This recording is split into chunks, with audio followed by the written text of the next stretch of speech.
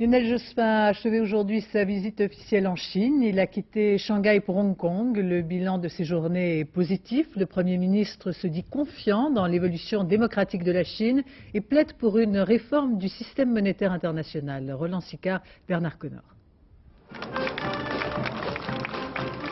À Shanghai, on peut trouver à peu près tout, y compris des gens qui parlent français. Car même si l'anglais est de loin la première langue étrangère, des classes de français existent, la bonne volonté y est. Monsieur le Premier ministre, tout d'abord, soyez bienvenue à Shanghai.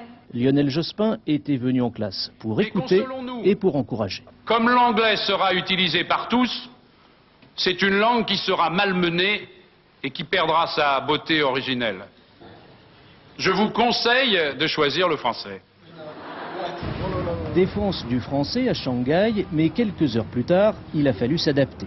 Il faut dire que c'était à Hong Kong, colonie britannique rendue à la Chine l'année dernière. Hong Kong frappé de plein fouet par la crise financière asiatique. Ladies and gentlemen, Lionel Jospin y a défendu les mérites de l'euro en anglais avant de revenir au français.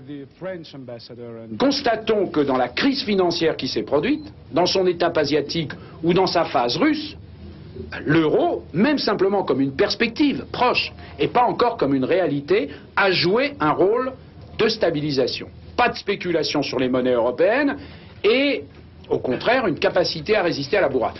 Lionel Jospin qui aura beaucoup parlé d'économie, mais qui aura aussi fait de la politique en ne manquant jamais de citer le nom d'un Français qui vient souvent en Asie, Jacques Chirac. Car si le Premier ministre veut parfaire son image internationale, il veut aussi éviter les polémiques et ménager les susceptibilités.